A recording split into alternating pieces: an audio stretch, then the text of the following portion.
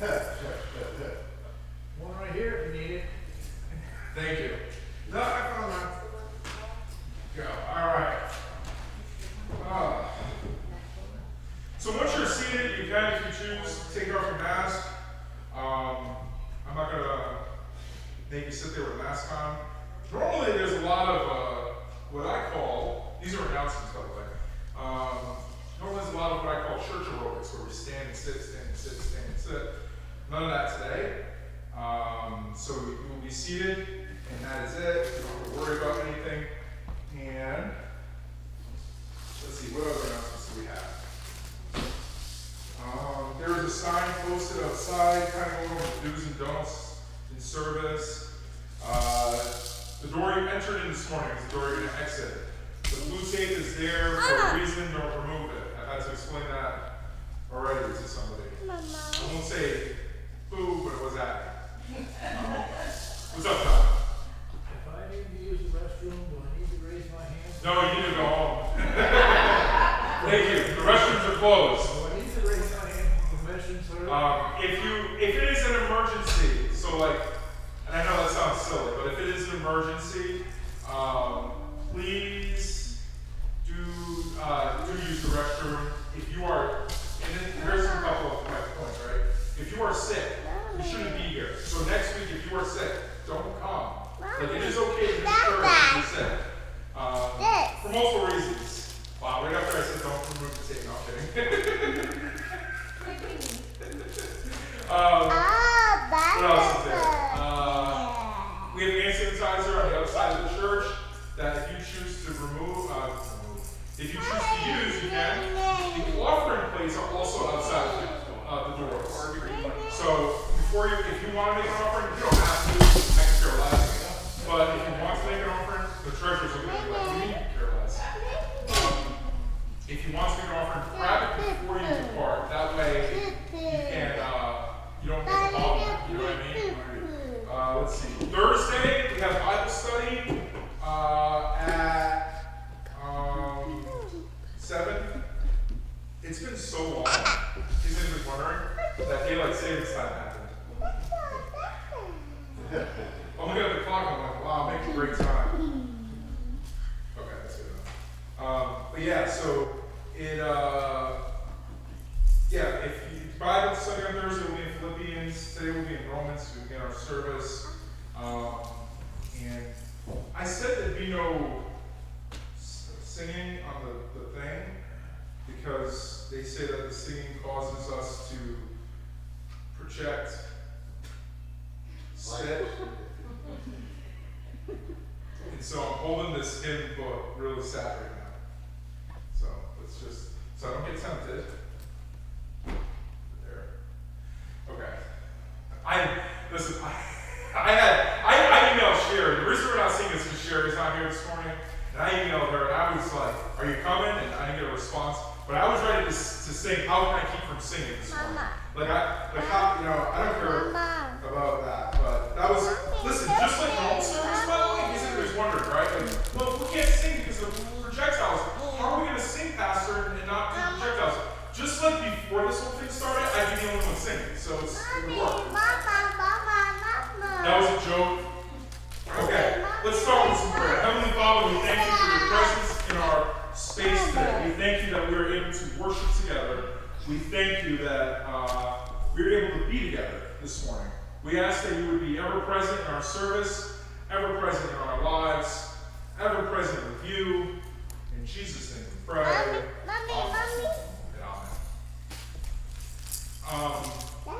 Normally we do the passing of the peace at this point. We're not allowed to do that.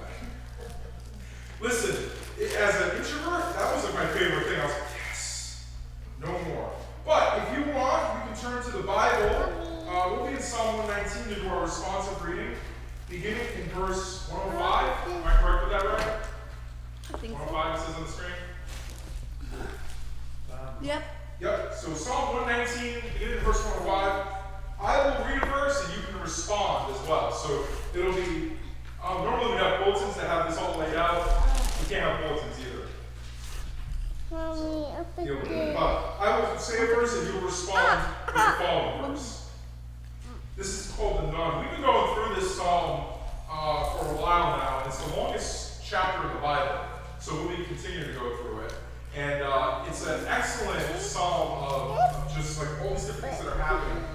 to obey the statutes of God, to follow God, to listen to God, to pause for God. And so as we prepare ourselves this morning, here, keep that in mind. Your world is a lamp for my feet and a light on my path.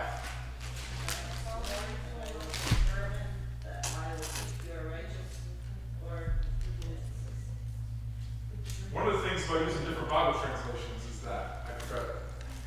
I'm looking, I'm like, what are they reading? I am severely afflicted, Lord. Give me life according to your word.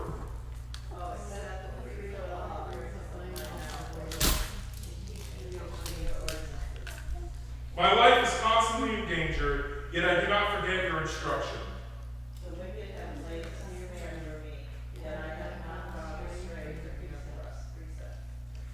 I have your decrees as a heritage forever. Indeed, they are the joy of my heart. I have inclined my heart to perform your statutes forever, even to the end. Lord, we thank you for that reminder that we would love to be obedient to you, and that we wish to worship and follow you in all that we do. In Christ's name, amen.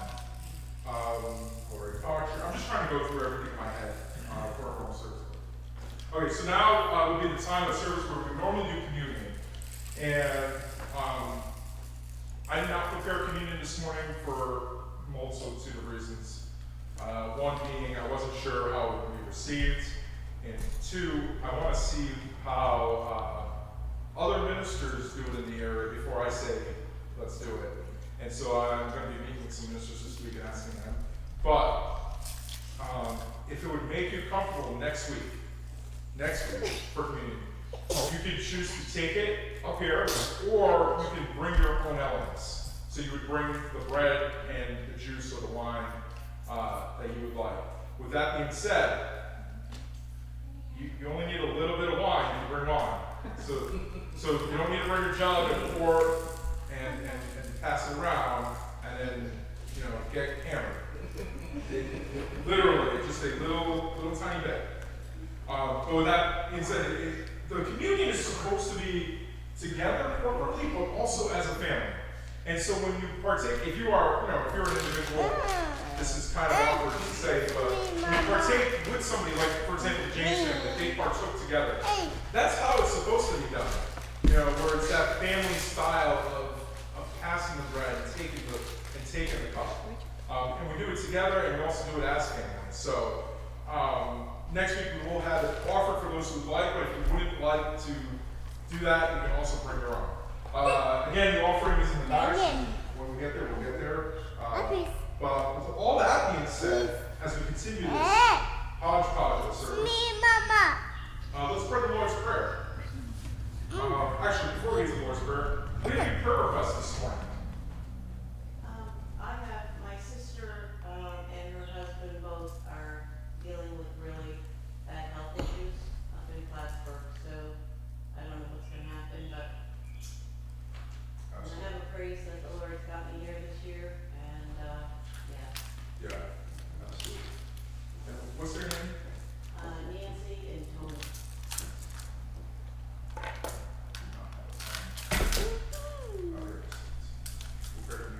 And thank God that you are up there, Susan.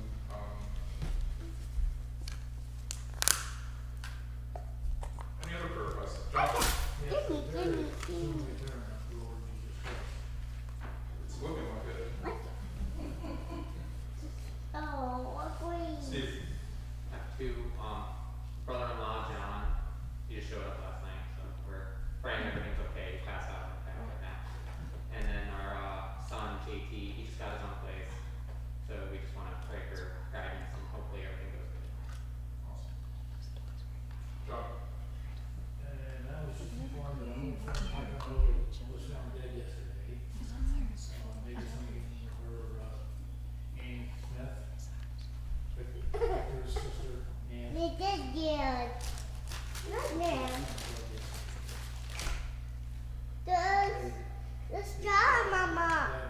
The Lord Jesus will accept her. And that he would hand her up to God for salvation. Okay, why don't we take a moment to just pray.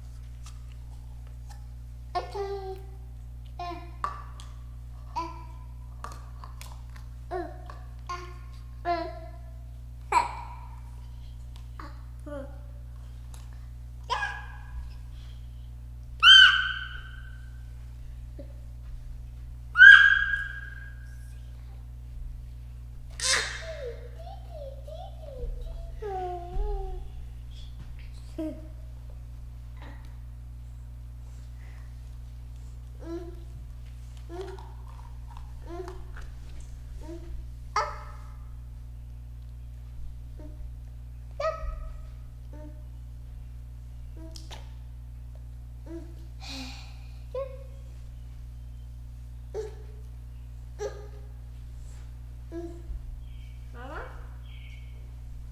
Okay, Mom. Lord, I thank you for what an amazing grace that you've given us. I thank you, Lord, for health and the ability to meet here this morning.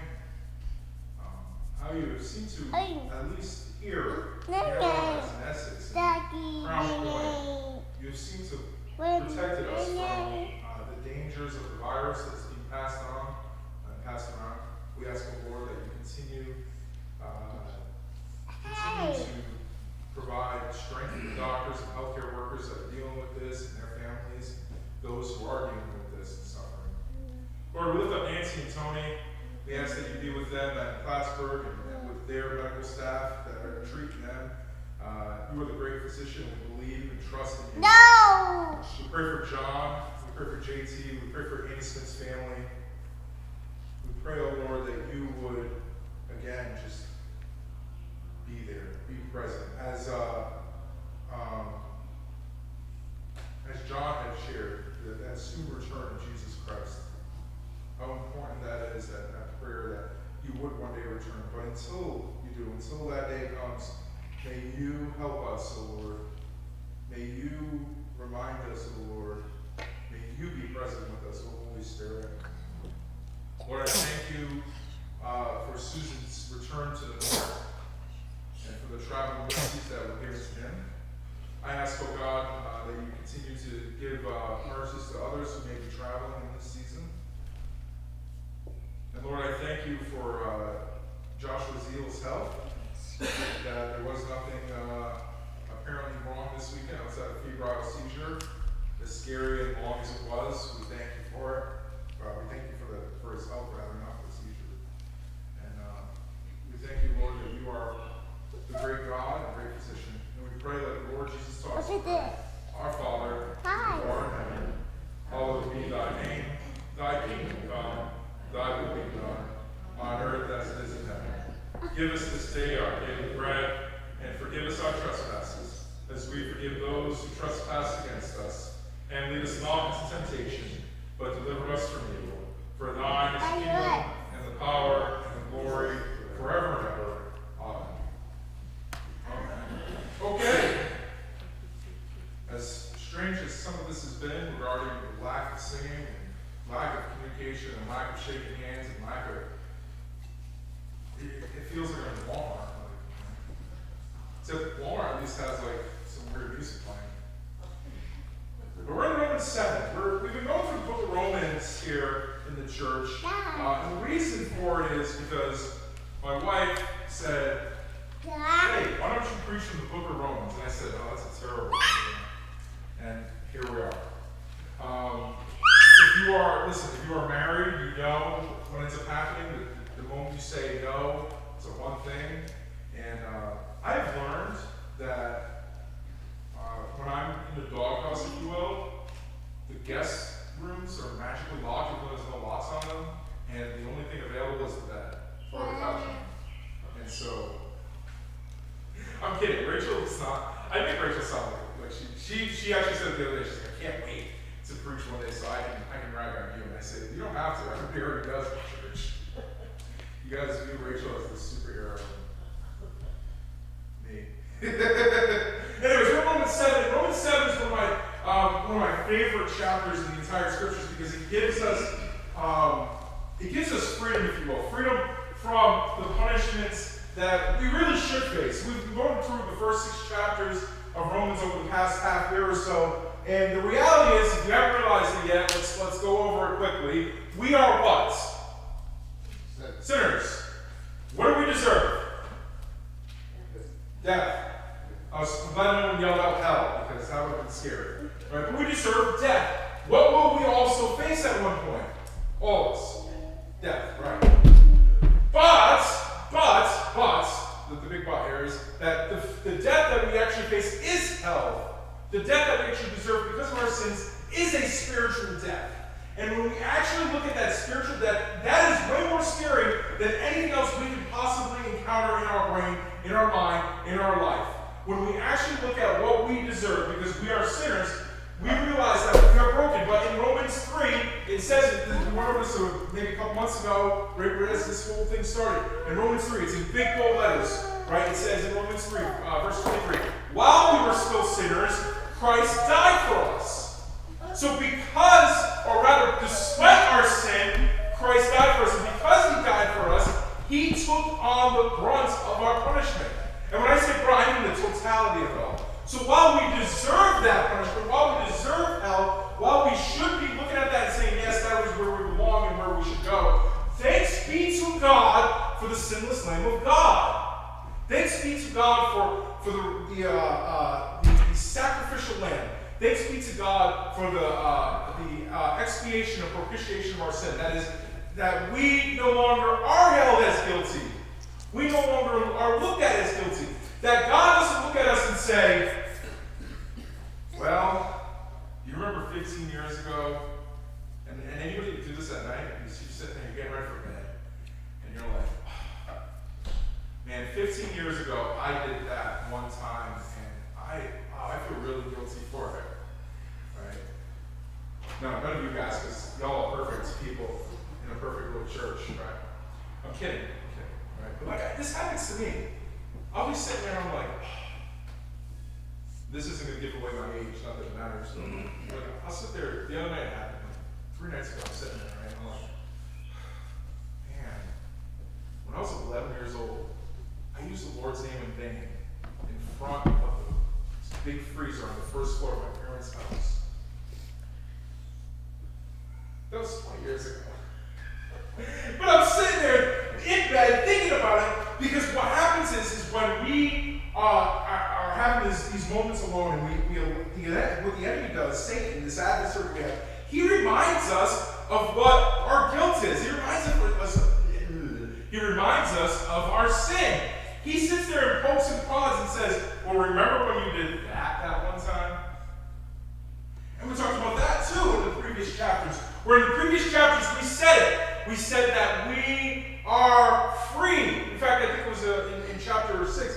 We are free. And so Paul even doubles down here in Romans 7. Since I am speaking to those who know the law, brothers and sisters, don't you know that the law rules over someone as long as he lives? That's verse 1. Verse 2.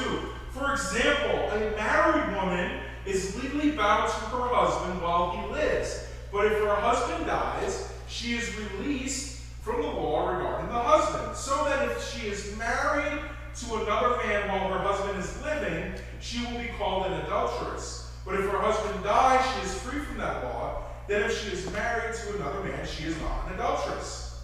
Therefore, my brothers and sisters, you were also put to death in relation to the law through the body of Christ, so that you may belong to another.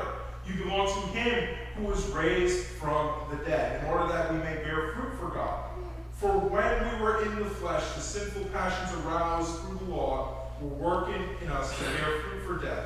But now we have been released from the law, since we have died to what held us, so that we may serve in the newness of the Spirit and not in the old letter of the law.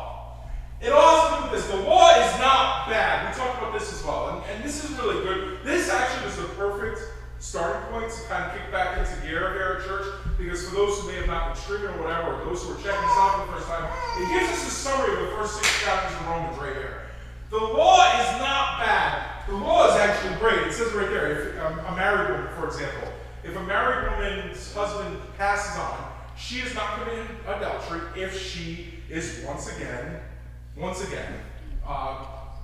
to remarry, but she would be if he wasn't. In the same way, Paul gives this example of saying, in the same way, that is how we are with Christ. Because Christ has paid the price already for us, the law no longer has the authority over us to say, your punishment is this. And so when we are standing before the Lord, he is not going to be looking at us saying, well, you remember the time you sinned? Because if we actually sat there and thought about it, and really think about it, what is the first time you told a lie? Anybody want to share that embarrassing experience? No? Nobody? Really? What was the first time you told a lie? Well, how about Amelia? Let's use Amelia, because she's the pastor's daughter. She can't defend herself. And this will be recorded for eons, so that in 10 or 15 years, she will resent me and resent the church and go to the Episcopal church, and I will cry. I have a really good relationship with the Episcopal priests, for anybody wondering. We're very good friends. But anyways, my point being is that I don't know if this was her first lie, but it's coming to mind, is that one time I asked her if she had a cookie in her hand. Jokingly. And guess what was in her hand? And guess what she told me? No. Who taught her to lie? Right? But the Lord, God's not sitting there saying, she told the lie. God is not like that. God is not keeping track of those things, because when she stands before him, she's been covered by the blood of Christ. Christ has already died for her. Now, does that mean we can go and sin? No, of course not. Again, that goes back to a couple of weeks ago in Romans 6. We cannot just go and freely sin. We cannot just say, well, I'm free. I'm going to do whatever I want now. No! But we aren't held liable by the things of the past. We aren't held liable by the things of what happened already. So in the old days, in the law, you have to realize what's going on here when he talks to these people. He's talking to Jewish people. In the old days, when they committed certain sins, they actually had to do certain acts to atone for those sins. And that's what Paul is saying you're free from. Oh, you told a lie? Don't worry about bringing 2 turtle doves that are clean and pure to the temple. Christ has already paid the price. Oh, you went and did, whatever. You went and cut your brother's hand off? Well, that's terrible. But don't worry, you don't have to cut your own hand off because Christ has paid the price. I know that's like the extreme of one end to the other, but that is a real thing that would happen. An eye for an eye was a real law. If you took out your brother's eye, you had to take out your own eye. And Paul is saying, don't worry about it. Paul is saying, the things that are causing you to be enslaved to sin, you don't have to worry about. And that even includes your sin. How many of us have sinned and then said, well, we sinned, that's it? Go ahead and sin again. How many of us have told one little white lie and then it's rolled into this elaborate story to get out of something? How many of us have said a little thing here or there, and all of a sudden that little lie has gone on to like 45 people, and in Crown Point, listen, that's probably happened multiple times, right? You say one thing, but by the end of the day, somebody else has told you a completely different story about what happened. I've had it happen. I'm like, that's not what happened. People used to think I was from Brooklyn. It's the weirdest thing. I'm like, how? Well, you're from a city. Right? But again, when those little things build up, right, we end up falling in those traps. We end up getting covered in that, and we say, oh! The chains of bondage and the chains of sin. The chains of what we think we are supposed to succumb to. And Paul is saying, that has no power over you. See, in the old days, this is the other end of it. In the old days, when they sinned, all they had to do was go to the temple and buy an animal, and then they were free. Paul is saying you don't have to do that anymore.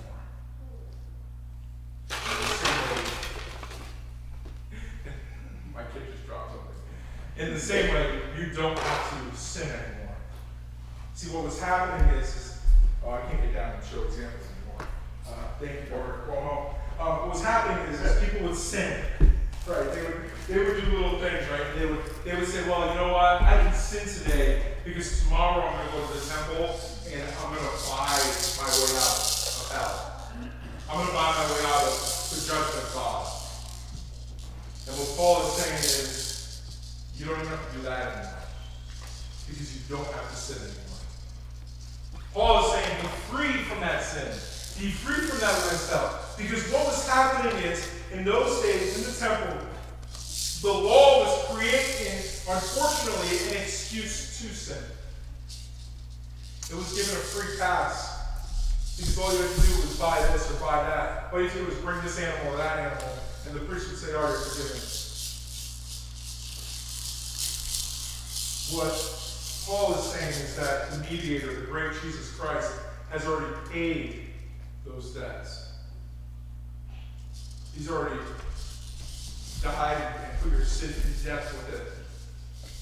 And therefore that sin that you are struggling with right now, you don't have to do it anymore. It's an amazing thing when you actually realize the freedom you have not to sin. For a lot of us, and again, this goes back to Amelia telling a lie. Who taught her how to lie? I jokingly cannot say my mother-in-law. She's in the back right now. I have to walk home with her, right? Okay. But in all seriousness, who taught her how to lie? She said it was you. Of course. Right, was it me? Could have been. Was it my wife? It could have been. Was it my mother-in-law? Could have been. Was it my mother? Probably. Was it somebody here? I mean, Honey's watched her a couple times. John lives there. No, I'm not saying John's taught her how to lie. I'm just saying. Right? No. Our human nature taught us how to lie. Our sinful nature that is so biased to sin taught us this. And Paul is saying that biased nature is covered and you're free from it. In the scriptures it says, who the Son sets free is free indeed. And Paul is doubled down in here, if you will, if you don't mind him using poker terms or blackjack terms. You know, he's doubled down. He's saying, you're done with that. What you thought you needed, you no longer need. What you thought you had to deal with, you no longer have to deal with. What you thought you were covered in, sin and wretchedness, you are no longer covered in.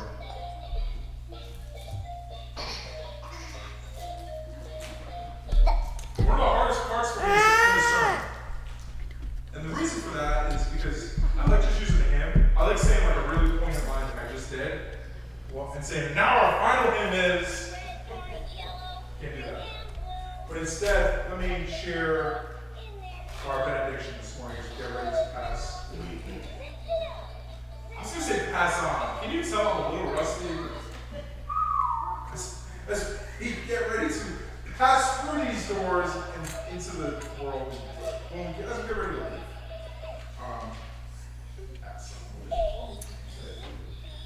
Oh, man. I feel like this is like the first time I ever preached.